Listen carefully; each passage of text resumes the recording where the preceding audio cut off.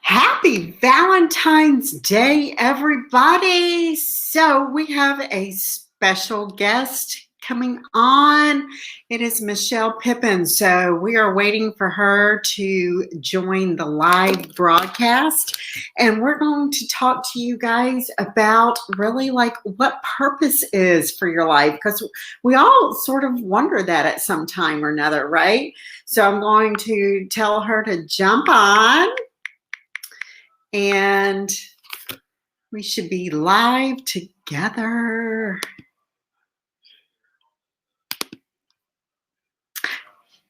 Happy Valentine's Day. So if you are jumping on, I see a couple of you guys are coming on. Now, I am using a new platform today. It's called StreamYard, okay? Oh, here she is. Awesome. Hey there. Okay. Hi, Michelle. How are you? Oh my gosh. I am so good. How are you? It's good. I'm glad I don't have to read your lips today, right? I know. I think we were pretty good with that, though, to be honest. We made it work. First, I want to tell everybody, guys, we had technical difficulties. It was me yesterday. The platform that I normally use had changed everything. So we're going to a new one. It's called StreamYard. So for Michelle to see your comments today, when you come in, it's going to say, allow StreamYard to see your name and allow them to see your face. So when you comment, we can see who's commenting and who's on.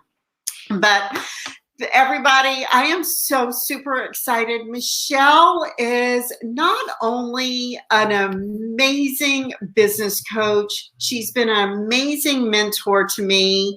And she is a woman of faith that I just love sharing this journey of life with. Michelle has guided me really for the last 2 years in this journey of entrepreneurship.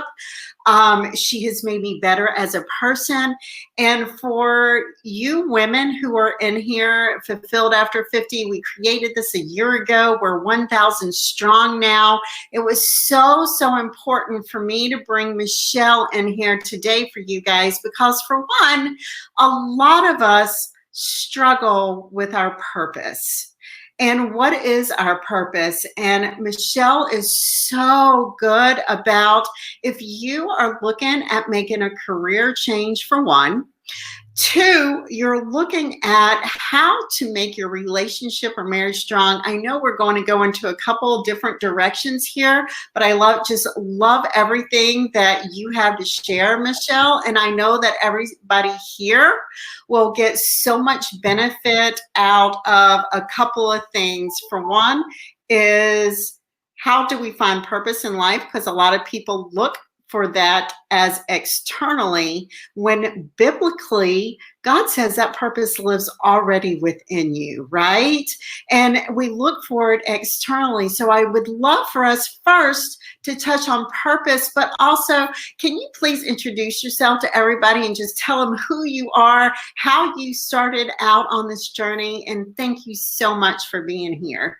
Oh yeah, I'm so excited. And you brought tears to my eyes when you talked about me helping you become a better person. I definitely feel the same way about you, for me. And I'm so excited to be here. I love being in Fulfilled After 50. I do want to point out that I just turned 43, though. Because that's important, I think. But, one of the things that I actually wrote the forward for Alice's book, Fulfilled After 50. And yeah. I'm very much in the same season as most women at 50 and beyond, right? So I'm married to my soulmate, who hasn't always been easy, but it's so good to be. We're on the other side of 20 years now, so we'll be married 21 years in June. And so I have that, and our kids are old, right? So we have a 21-year-old who just turned 21 in October, a 19-year-old who turned 19 in November, and a 17-year-old who will turn 18 in July. So I'm definitely in that season with you guys, right? Like where the kids are, it's like technically one of them still lives at home, but they just kind of are on their own thing. It can be a quiet season, so I'm definitely in that season with you guys. So I actually began my journey just as a new mother. Like back 21 years ago, like you heard rumors of people who worked from home, right? Like you heard about that, but the internet really wasn't what it was. Nobody really had email. And when you heard about people work from home, like some people, like maybe they licked envelopes, that was a big thing you heard about, or they sold Tupperware or whatever. And I'm married. My husband is a public school teacher, and we didn't have any family money on either side. And I didn't start my business. I quit my job, my full-time job. I had no backup plan. We had $213 in savings, and that was like put into savings deliberately, right? Like we had $213, and I took 50 of that to start my business. I had no backup plan and no safety net. And I just had to make it work. And back then there were no business coaches, and there weren't any anything to help really. I just had to really be driven by my purpose. My purpose at that time was to just be at home with my kids and not have to get a sitter or daycare or any of that. And that drove me. And it's funny because when your purpose is strong, you can figure some stuff out, right? And I'm happy to say I never had to lick envelopes, and I didn't sell Tupperware. I did actually market myself as an at-home secretary for a year. The term virtual assistant hadn't even been created yet.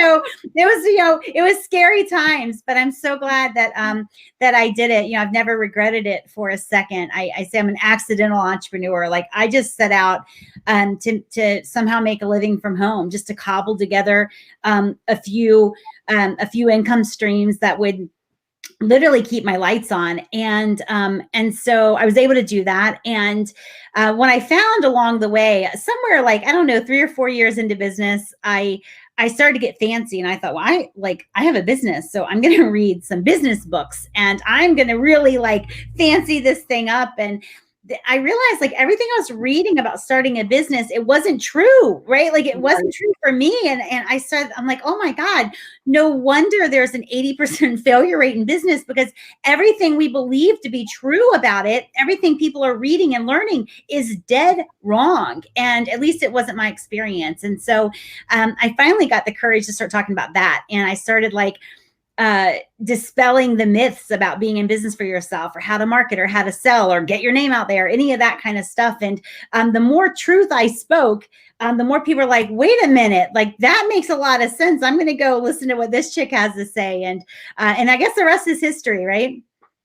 Yeah. So, I would love for you to talk about well, for me, I was a dental hygienist for 33 years, and I feel like sometimes in this season of life, we get stuck into the thought, this is all I know, this is all I have ever known, and I can't do anything else. I guess this is what God has meant for me, and that's it. And so, as you being an entrepreneur, being online, and guiding women to be so successful, can you just tell that woman that is listening today or on the replay that if you are thinking of, what is your purpose now? How would you tell them to really start? Let's say start today. How to start to find their purpose? Yes. Okay. So the first thing I would say is we've got to eliminate any stories of what we should be settling for. Yes. Right?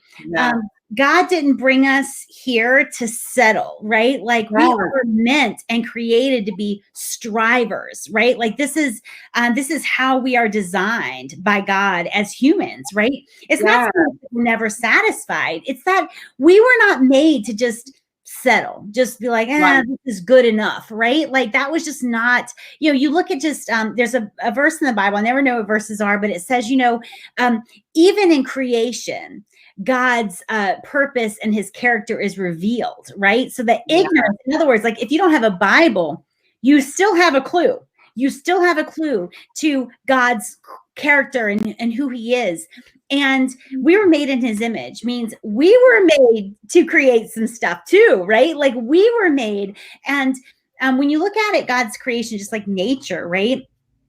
If you look at the abundance and the beauty, right? Like God could have totally created the world in kind of like this two-dimensional, flat, black, white, and gray kind of thing, but he didn't. He went above and beyond. And so the first thing is like when you are feeling unfulfilled, which is how we start to realize like this isn't really my purpose here, something's amiss. Like you want to listen to that, right? Like it's not some bad thing. It is like God saying, you know what, I created you for more. And frankly, at every new like accomplishment you make, at every new risk you take, like you're going to be shown, I believe, by God even more of what you're called into, right? Yeah. And if he showed you what is possible for you at the beginning, I know for me, I'd shy away, right? Because I'd be like, oh, I'm not ready for that, right? And so, we don't even know what God has in store for us. We just have to keep taking the next step. So the first thing is just don't settle. We got to rebuke any spirit of like just settling for good enough. That's not how we were made, right? And when you have that, then your purpose, which by the way, is always here, right? It's always here. Your purpose will start to quiet down, right? Mm-hmm. Just like a kid that is ignored the first couple of years of its life, like it doesn't, they stop asserting themselves. Your purpose is the same way, right? So for me, it's like you want to look back to the things that just made your soul sing when you're I was a weird kid. Like I would, I'd like hide in my closet and read, or I would disappear for the entire day. And I'd disappear for the entire day and like write or journal. I'd write poems. I would climb trees. Like I was just like this weird kid. I would sneak out of my house in the daytime, like to just go like journal somewhere, like I didn't have to sneak out. It was just weird. It was just weird stuff. But that's how, I look back and I realize like I was made kind of to be looking inward. I was made to be a writer. I didn't go to college thinking I was going to be a writer. Like, I never even thought of that. But when I was a kid, I knew, and I always loved to tinker with stuff. And I love to write, and I love to express my feelings. And so when you look back, like what made your heart sing, even if it seems like weird and insignificant, it's like, what part of that can you have right now, right? Like there's always clues. Yes. Well, you're so good though, Michelle. So, when we feel like we can come into something else, but people aren't used to seeing us there, then it's like we crawl into that like limiting self-belief and that negative self-talk because we're listening to outside people tell us, oh, you can't do that. You've never done that before. What makes you think like you can go do that? And then being in this season of life, as for most of us that are 50 and over, it's that how do we have enough self-confidence as a woman to say, you know what, I'm not too old to learn. And if I'm too old to learn, then I should be in the ground already done. That's right. Yeah. And a lot of times too, I feel like even learning, and I'm a consummate student, right? Like I'm always reading something. I'm always learning something new. But I also believe that can be like a procrastination tactic that sounds super wise. Like I'm going to go back to school and get my degree in something I've done for 30 years. Right. Or I'm going to get a new certification. Yeah, that's my favorite one, as you know. And it's like, wait a minute, don't forget what you've been doing for the past 50 years, right? Like, don't forget who you are, what you bring to the table, right? I mean, if anybody here is in the capacity of hiring someone, you and I both know it's not so much like some academics that they learn that you're looking for, right? Yeah. You're looking for a spirit, you're looking for a partner, you're looking, you know what I'm saying? Like, it's not about, so I'm not saying don't learn. I learn every single day and I encourage it. Don't use it as an excuse not to go and do what you want to do, because we can stay in prep mode, even at our age. We can stay in prep mode a long time. It's like, I have people say, well, I'm going to do this to build my resume. What? You're 55 years old. Your resume's done. Come on. Just go out there and do the thing, right? So yes, learn, but don't learn, without going out there and standing on your hard fought and hard won experience that is worth far more than you could learn, from any book. Right. So I want to put that out there. The other thing to realize is that, anybody, usually it's our own talk that says, you're not ready for that, or, you know what I'm saying? Like, usually we're not hearing other people. Now, we might hear other people say it about themselves, as in, like, my husband, who, has, like, he has a phenomenal body. He's a PE teacher. He moves every day. He works out every day. He's like, boom, he's like buff in every way. And, like, the other day he's standing in the mirror and I'm pissed because he's looking at himself and he's like, oh my God, I've gained weight. And I'm looking at him. It's like, he's still got his six pack. I'm obviously pissed. And I'm thinking, well, he's obviously talking to me, right? He's obviously trying to say I've gained weight. And so, but that's what we do, right? It's not that we're hearing other people say, Michelle, you're not good enough. You could never do that. You're not going to fit that.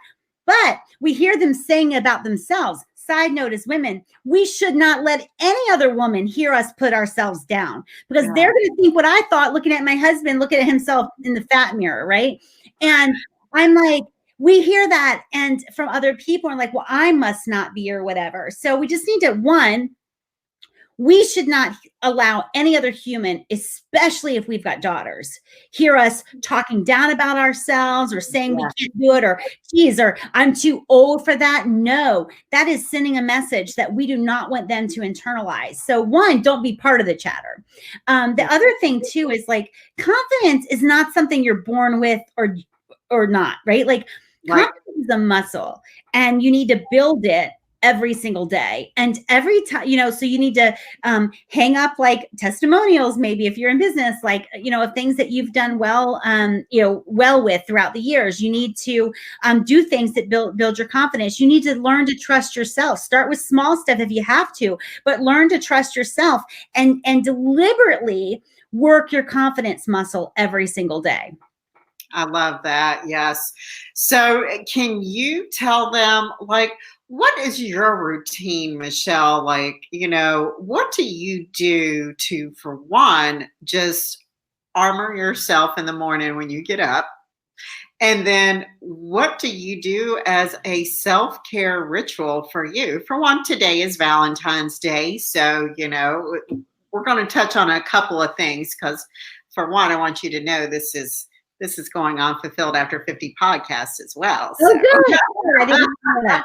I sound much better on 1.5 speed. Okay. I'll tell you that. Because sometimes I listen to myself in one speed. I'm like, for God's sakes, woman, speed it up. Speed it up. 1.5 speed. That's my favorite speed. So tell us, what is your ritual? Because I know you were very much like me, and honestly, that was a game changer for me when I just really just sat in the morning. I got quiet because you cannot hear what God is trying to tell you or teach you when you still got the chaos of the world going on in your head, right? How can you hear any other voices if you just cannot be still and be quiet, instead of seeking external people to tell you what to do or what you can do or what your purpose is, because it's in you and you got to tap into that, right? Right. Yeah. I mean, you definitely have to make time for yourself. Right. So, like, a lot of times we want our husbands to make time for us. We want our kids to make time for us. Right. And we often ignore giving ourselves the time and attention, listening to ourselves, honoring the wisdom, that we've, I got my hair done for you guys, but no. And I'm like nearly all gray now. I was shocked and appalled, What? but yeah, really, I took a picture because nobody believed it. But anyway, What? so it is like, we have some hard-won wisdom, but we don't listen to ourselves. That's why when we're giving somebody else advice, sometimes we're like, whoa, where'd she come from? Right? Like, that's really good. That's a writer downer. Write that down. I might not have another one for another 10 years, but like, that's why that happens, because we're not listening to ourselves. And Right. so it's not only about listening to God, although for me and for you, that's part of it, but it's Right. also making time for myself. That's important, right?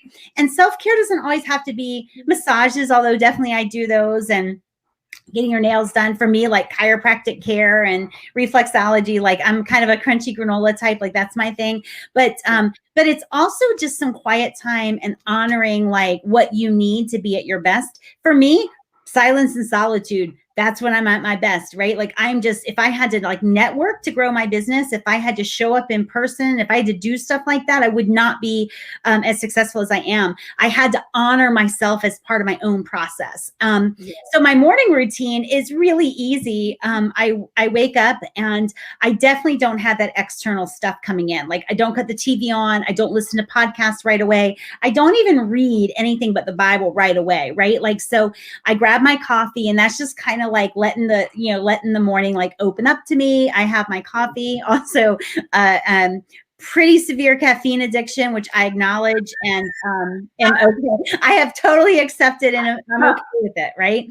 So, I have that, and then I'll read my my Bible, and I'm in a canonical study now, so I'm reading like through the Bible. But now I'm in Second Chronicles, so I'm definitely gonna like finish it, But I read that, and then I always journal, and that's where I feel like I hear God's voice coming in, but I also can hear my own wisdom, right? Like, I can also write down the things that I know I'm meant to see or do or talk about or what have you. So, the Bible time, the journal time, and then for me, I message, because I am an entrepreneur, and I do everything with content marketing. So, because I don't want to show up in network, right? So I always message, I write out to my people, and it's like the routine is easy because one leads to the other, right? So like the Bible really fuels the journaling, and the journaling always fuels the content. So it's not like it doesn't feel like an effort. It's a really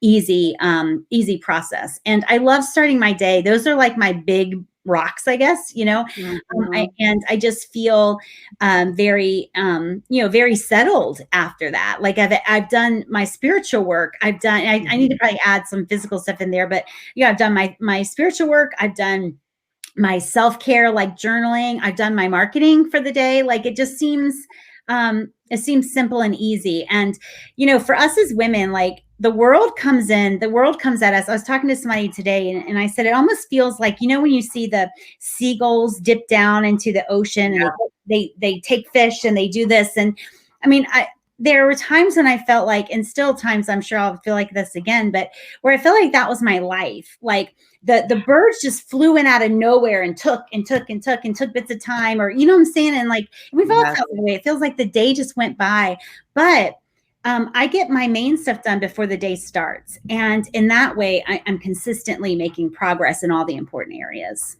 Yes, I love that. Well, 90% probably of the women in here have come in because they are really curious about journaling. They Okay. know benefits of journaling, but they just really, I think, don't understand how to start it. And for you, you give those prompts every morning as well in your membership. And I think it really gets that thought process going as well, right? So Yes. is there any way that you could guide somebody like on the journaling process? Of course, you're a writer and you write amazing. But for somebody who says they're not a writer, which that's what I would say for me as myself, but there's a release of emotions when you journal that out. Yeah. And when you have overwhelm, and when you have anxiety, and when you're suffering through some depression, some loneliness, when you're hurt, and some family members, and you got this and you got that, just the therapeutic thing that goes into journaling. Yeah. So to me, I can't really imagine not journaling. And it's not just, it's like, when you and I were teenagers, I'm not saying it didn't happen, but we didn't hear about like girls cutting themselves, right? Right.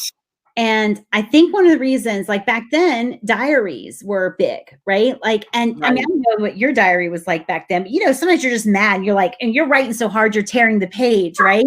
Or you're crying so hard, you can't read it. But it was the release that they got through cutting that we got, through our diary. And so for me, the journaling is it's a habit, and you just have to get into the habit. Don't worry about, like, I never read my journals, and frankly, I hope nobody else ever does either, right? Sometimes I Right. take a lot of confidence, assurance in the fact that I write really sloppy, so probably nobody could ever read my journals, right? They're not to be read. I don't really reread them, right? So to me, it's like I journal to not just release and sometimes clarify feelings, right? But I also journal to cement who I'm becoming, right? Like one of my pet peeves are women who talk about like finding themselves. I'm finding myself. I'm like, no, create yourself. You create yourself every week, every day. We weren't made in the image of a finder.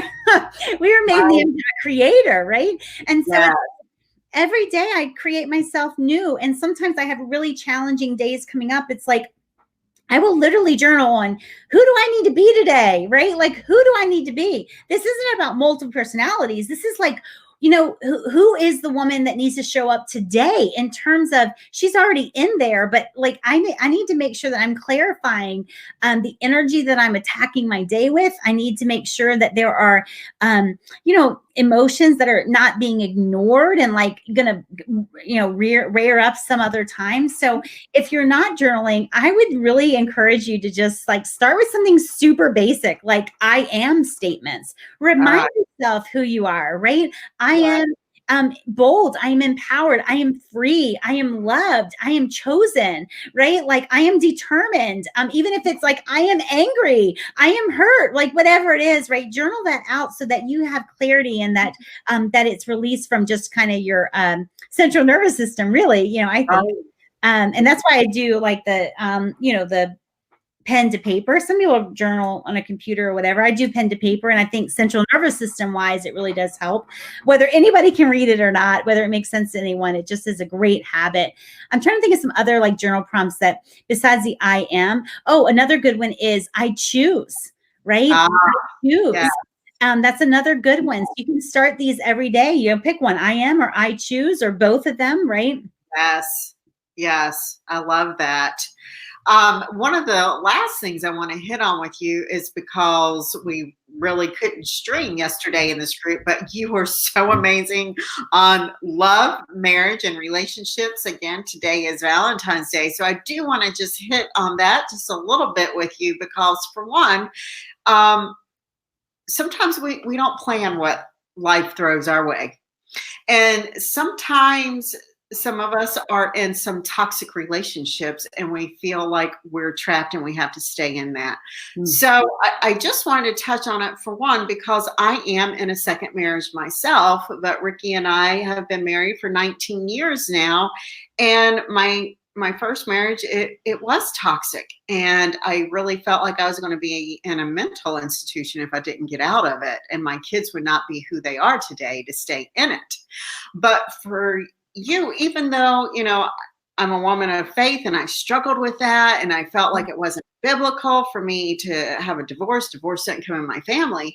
But you and Chris have such an amazing marriage, a relationship, and your kids are all great. So I would love for you to touch on, what is the foundation of your marriage? Maybe what do you and Chris do as a couple? I don't really think like we've talked about that, because I know that you have boundaries that, hey, this is my time with my man and I don't got time for you right now. That's right. That's right. And I think that's so important too, right? Like, so yeah, so thank you for that. I love my marriage, and I am like such a huge proponent of marriage, and I grieve divorce. And yet I'm also very, I always say it, you've heard me say it a million times, like, I do not think that every marriage should go the distance, right? Like, I know, I don't believe even that is biblical. Obviously, the Bible says what it says about divorce, but we all do things that are not exactly lined up with the Bible. And I really believe that there's no honor or dignity or glory to God by staying in a marriage that frankly is even like miserable, let alone toxic, right? So I always say that because I don't want anybody to ever hear what I'm not saying and feel like Right. they need to stay when they're in a toxic relationship, or that they should feel bad about leaving. Like, I mean, I considered it very seriously myself. And my husband is my best friend and my partner. I love him beyond life. And it was my love for him that kept me there, because he went through a depression. It was like a really, really rough few years. It just felt never ending to me.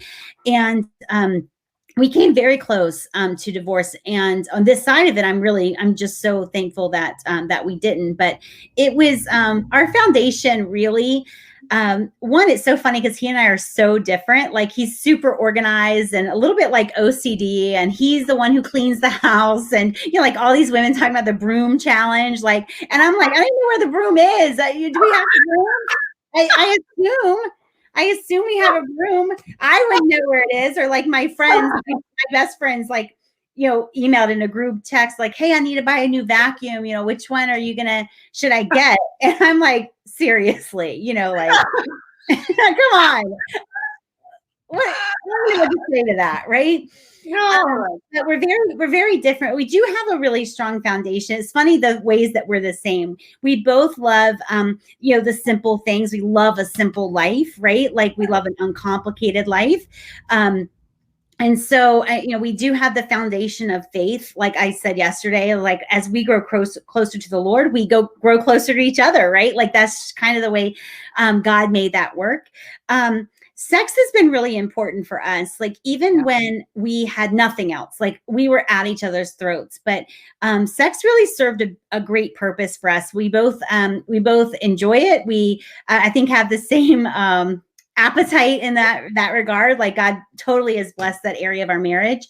And sometimes, like, even when, like, outside of the bedroom, like, we were foes, like, inside, like, everything came off, and we could unite sexually. And I know it's a big part of marriage. And they say, like, if your sex life is good, it's like 20% of your marriage. If it's bad, it's 80%, right? So it's something to really invest in, because it's natural for us to desire sex and want sex and enjoy sex.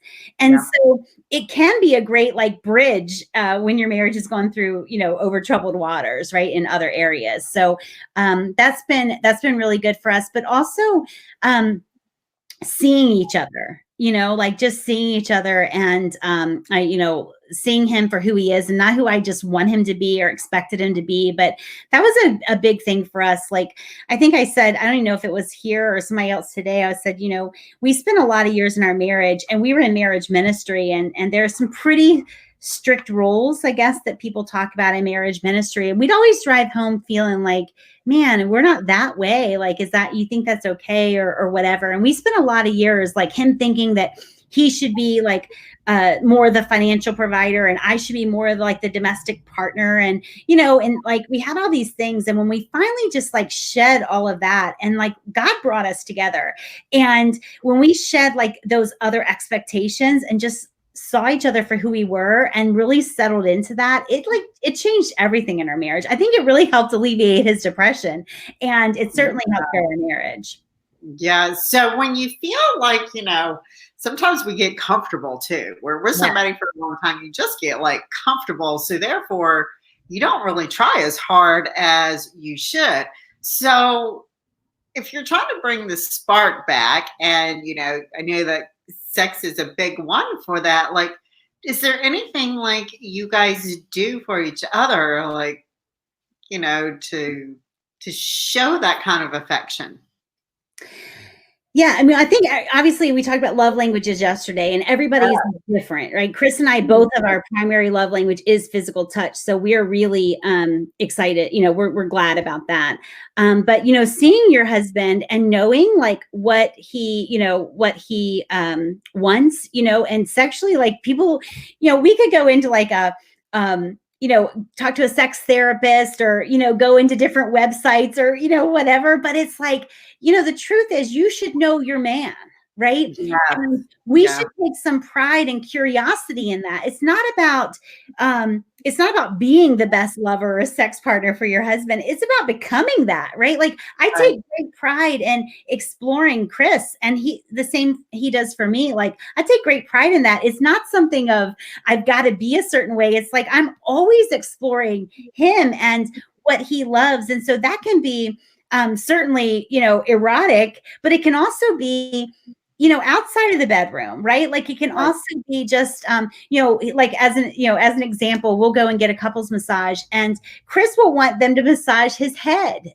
for like 20 minutes. Like he's like, just spend the most time on my head. That's where he holds his stress. And so, it's like exploring the different touches that your husband likes, exploring, making a mental note, make it important when he's, I don't know if it's okay to say, like when he wants sex, like, what gets him to that state, and like make note of that, because you should know those triggers for your husband. That, we know all the other triggers, right? The triggers Right. make him mad, we should know those other things too. And he should know them about us. And so one of the things, and neither of my girls are married yet, but like one of the things I want them to embrace when they're married is a freedom and exploration and like a lightness to sex and touch and all of that, right? Like it should be fun and exploratory and no pressure there. So, when you think like how to bring the spark back, well, I don't know,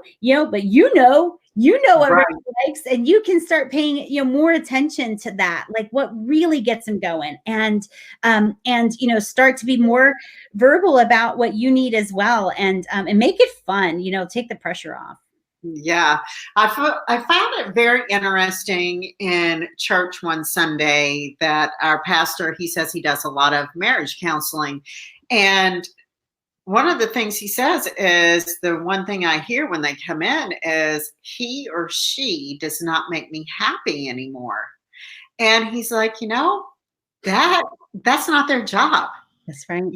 Your job is to find the happiness within yourself, not seeking it in somebody else. Yeah. And I think that's honestly like a lot where divorce comes into place, because people are constantly seeking somebody else to make them happy, right? Yeah. To make them happy, or to make them feel approved, or to make them feel accepted, or to, what I'm saying? It's like, it's a lot of burden to put on somebody, right? Or to fix their past, or to fix what their parents didn't do, right? Like, to me, it's like, we've got to come with none of us come to marriage with a clean slate, period. We just can't, right? But we do need to come with clear expectations. And, the number one cause of divorce, I think, is just unmet expectations, right? And what we came in just expecting and thinking was definitely going to happen, and it doesn't. And then all of a sudden, like, they are demonized in our minds for something they didn't even know they were supposed to do, because they didn't grow up that way, right? So it's it's like we set ourselves up for failure by making them like the happiness, creator in our life. And going back to what you said though, and I know you've been very cognizant of, or very deliberate about within Fulfilled After 50, is going back to the self-care, right? Yeah. And so a lot of times people detach the self-care and the journaling and that kind of stuff from working on their marriage. And the less I need from my husband in any area, the more I'm free to enjoy and love him, right? Like, needs can be ugly. And so if I have tremendous need, I'm not saying you should never need your husband, but want is a better way to feel about your husband, right? Yes.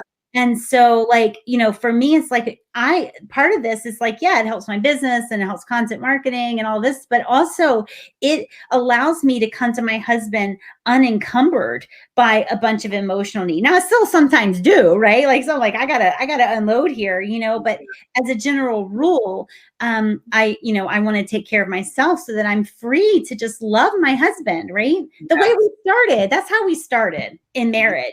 We wanted to be a certain kind of wife. we wanted to love a certain way. We had these ideas. And then when anything goes off course, as it always will, we start to lose faith or belief in what we originally started out to create. But we can definitely get back to that. Just little teeny decisions, and taking care of yourself. In the self-care department, is everything that Alice teaches. It'll definitely bless your marriage because it frees you up, and it takes the shackles off your husband trying to be something he wasn't created to be. Yes. Yeah. I love that too. And Ricky is like almost so in touch with things that he knows is just going to make me feel better about myself. Like, I had stopped getting my nails done at one point, and then he looked at me. He's like, why did you stop? I'm like, oh, we don't need to spend that extra. He's like, no, because it makes you feel prettier and it makes you feel better. I want you to go do that. Do something for you. You always, do something for everybody else, just like you do. So it's so important because that feeling does come back to us. Okay, we're doing something for ourselves. It makes us feel good. And, of course, then it makes them better because we give them more affection too. Right. It's sort of like all rolls together, right? That's about the only way I can explain it. It's true. Side note, have you ever, I don't know that there's any other industry more secure than the fake nail industry, right? I make crunchy granola. You know me, like I am crunchy granola. Everything about me is natural except my hair. And like, I started getting my nails done, and I was so proud of myself when I started, because I'm like, oh, I've done this for like, a year. I've done it 18 months, like, because, I'm not polished in any way, right? Except my nails. So this makes me feel polished. And then just not even a month ago, I told Chris, I was like, I'm going to stop getting my nails done. I want to, I don't feel good about it. I hate the time it takes. Like, I'm going to go back to natural. I want to see the ridges in my nails, the health of my nails, whatever. And I did it, and it had him taken off, and the guy took them off, and he was laughing at me, like laughing. And he was like, okay, whatever. And so, of course, then I went back, like, oh, I did it. I was like not off for like 9 days. And you look, and all of a sudden you've got man hands, right? I didn't used to have man hands, but now I look down, I've got man hands without the nails. So if you want a economically, an industry that will never be out of business, it's the fake nail industry, because no kidding, we're hooked. I mean, it just makes me feel pretty. I know, right? How did you ever feel pretty before we did it? But no, I love that. And Chris was disappointed when I said I was going to go natural, and he's like, "Oh, you are?" He's like, he likes knowing that I do that kind of stuff. He feels better knowing that I do it. So tell us, what are you doing for Valentine's Day today then, since, it's a special love day? Yeah. So so my husband, it's so funny because I didn't know what he was doing for me. And I woke up this morning, and we had renewed our vows on our 20-year wedding anniversary. And he framed our vows and had those framed. I had no idea. And so that was like my gift, and then we're actually going out to Blue Point restaurant down the Outer Banks, and it's really nice. We're doing that tonight, and we're actually going with my parents, which we've never done, and then we're coming home, which is our favorite place to be. So it's I love that. I love that so much. So that's so good. We often have other plans. Do what? I said we often have other plans. Like our thing is like we go to dinner and we come home, and like other times we pretend we're going to do something else. Like we'll buy movie tickets, or we'll do something, and then we eat, and then we're driving past, and I'm like, what? Well, what are you thinking? And he's like, bye movie. And I'm like, yep. That sounds just like me. Right. So we stopped buying the tickets now, and we just pretend like we talk about it, like maybe we'll go. But yeah, go find a movie on TV if we laugh. That's right. So I just want to, end this and wrap it up by telling everybody that, the way I met you, Michelle, was online. Online is amazing. And I will have to say the saying, your vibe attracts your tribe. And I do solely believe that, God called me to just really find you. There's a lot of people online, but your authenticity just comes through, and you have guided me along this entrepreneurial journey that is not easy. There's a lot of valleys that go in it sometimes. I mean, we can rise on the peak and it's all great when you're all high and flying high, but when you're in that valley and you need somebody that you can deeply connect to, and that's really my soul mission for Fulfilled After 50, is to have some deep connections. When you're in a valley, that you can really call on that person. We are so tight in our faith, but sometimes you need that faith-driven person just like you to say, hey, I'm really having a rough day. Can you just help me out here? And say, girl, not today. We are not claiming that. That is not today. And you are that person for me, Michelle. So I just want to tell each and every one of you that are here listening, if we spend all this money for our kids for coaches. I have to say, and I'll tell each and every one of you, I paid Michelle money to be my coach, but I had a hard time really doing that. And then I thought, I spent so much money on my son's baseball coaches. My daughter, she was in pageants, on her pageant coaches. And so I'm like, why am I not good enough? And I think with women, sometimes we feel like, why are we not good enough to have a coach? Because we really need a coach all during our life, whether it's a nutrition coach, a fitness coach, a business coach, a mentor coach, whatever coach that is. It's like, please do not think that you are not worthy enough to invest in somebody to help you along in this journey of life. Absolutely. Right? Absolutely. Yeah. So it's been, it's funny because I think about that sometimes too, like the time and coaching and extra that we put into our kids, and it's for something like, we're not sitting here thinking they're going to play ball professionally, right? Like, we're giving them these coaches just so they can perform better, right? Like, you know what I'm saying? Like we're sitting here investing only because we're hoping for the, NBA or whatever the baseball term is. It's like, we're not thinking that. It's just like, this will help them perform better the next game, help them feel better about themselves, right? And so we bleed out money. And then it's come times for ourselves and we're like, wait a minute. Right? Like, maybe not now. And if you're in business, like, one of the things, like, your business will never outperform you.